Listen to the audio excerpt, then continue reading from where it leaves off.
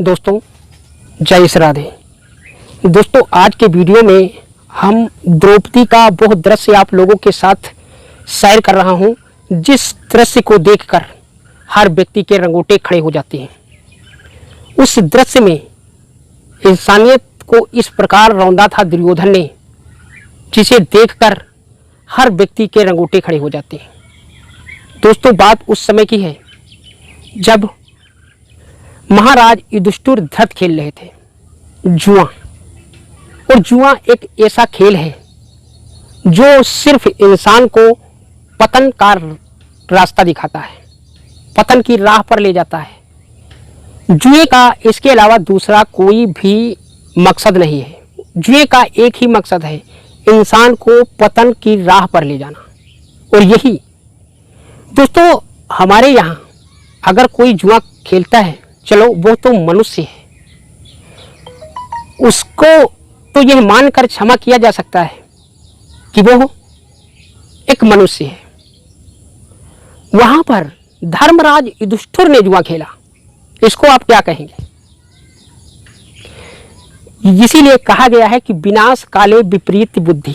जब विनाश का वक्त आता है तब इंसान की बुद्धि पलट जाती है। वही हुआ, धर्मराज जैसा व्यक्ति आज जुआ खेल रहा है। और जुए में हम मानव मात्र हैं तो अपना पैसा लगा के जुआ खेलते हैं, परंतु धर्मराज युधिष्ठिर ने क्या किया? अपने भाइयों को गिरवी रख दिया, अपने आप को गिरवी रख दिया, अपने राज्य को गिरवी रख दिया और अपनी पत्नी को गिरवी रख दिया। आप लोगों ने शायद संसार में ऐसा मन को झकझोर देने वाला दृश्य शायद कभी नहीं सुना होगा कि किसी जुआरी ने अपनी बीवी और अपने भाइयों को जुए में दांव में हार गया।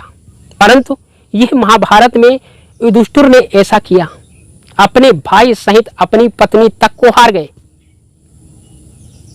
और उससे बड़ा नीच काम किया था वहां पर दुर्योधन ने।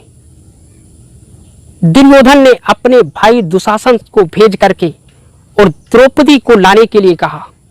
द्रौपदी उस समय रजस्वला धर्म में थी, परंतु दुशासन ने उसके बाल पकड़कर घसीटता हुआ राज्यसभा में लाया। ऐसा कुकर्म किया था दुर्योधन और दुशासन ने। राज्यसभा में लाकर दुर्योधन ने अपनी जांघ को खोल करके और दुशासन से कहा, इसको निर्वस्त्र करके हमारी जांघ पर बैठा दो। दोस्तों हम मनुष्य मात्र नीच काम करते हैं तो वो हम मानते हैं कि हम लोगों के पास इतना बुद्धि, इतना शौर्य और इतना ज्ञान नहीं है, परंतु वो दुर्योधन, वो दुशासन, उसने ऐसा नीच काम सोच लिया। उसी भरी सभा में द्रौपदी को निर्वस्त्र किया जा रहा था। द्रौपदी सबसे मदद मांग रही थी। वह उसी सभा में द्रोणाचार्य, राजगुरु कृपाचार्य, भीष्म पितामह, विदुर जैसे विद्वान भी बैठे हुए थे। द्रौपदी ने सबकी तरफ गुहार लगाई, अपनी मदद के लिए पुकारा, परंतु वह इतने विद्वान होते हुए, इतने बलवान होते हुए भी दुर्योधन को रोक नहीं सके, ना रोकने की चेष्टा की। आप सोच सकते हैं कि वहां पर ऐसे ऐसे ज्ञानियों ने उस नीच कर्म को देखा।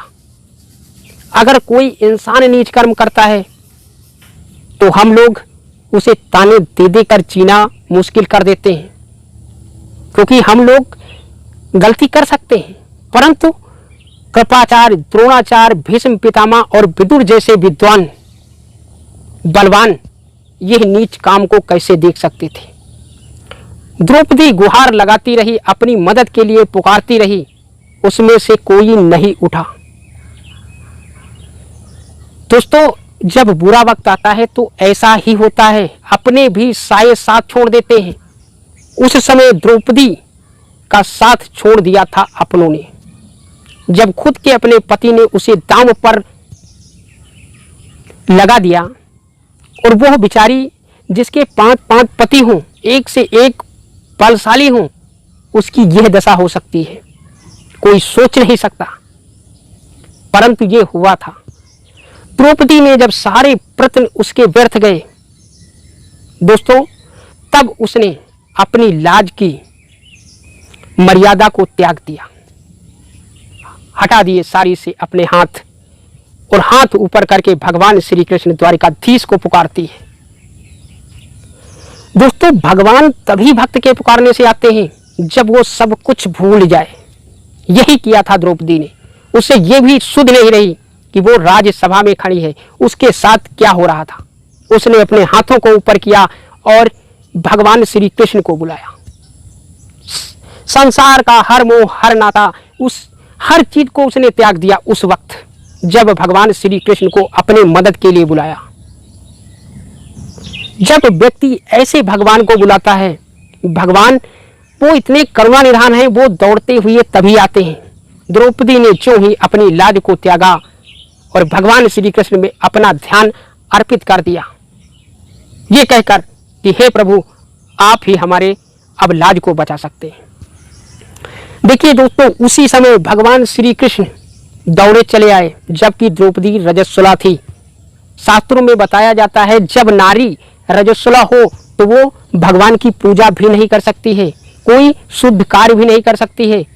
और यहाँ पर भगवान स्वयं आकर के और द्रौपदी की उस साड़ी में अपने आप को लिपटा लिया।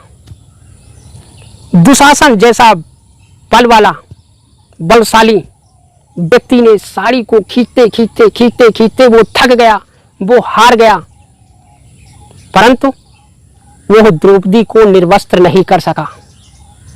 और वहां पर द्रोणाचार्य, कृपाचार्य, भीष्म पितामह, विदुर जैसे वहां पर विद्वान बैठे तमाशा देख रहे थे। परंतु उस सभा में एक ऐसा था जिसने दुर्योधन का विरोध किया था। वो कौन था? वो दुर्योधन का छोटा भाई था विकर्ण। विकर्ण ने दुर्योधन का विरोध किया, कहा कि ऐसा करने से हम लोग सिर्फ पतन के मार्ग पर जाएंगे। इतना कहकर वह विकर्ण वहां से चला गया। विकर्ण ने इस दृश्य को नहीं देखा। तो दोस्तों, ऐसे ऐसे जहां सारे कुकर्मी भरे हुए थे, विकर्ण जैसा एक ऐसा भी व्यक्ति था जिसने दुर्योधन का विरोध किया था। छोटा था परंतु विकर्ण का विरोध किया।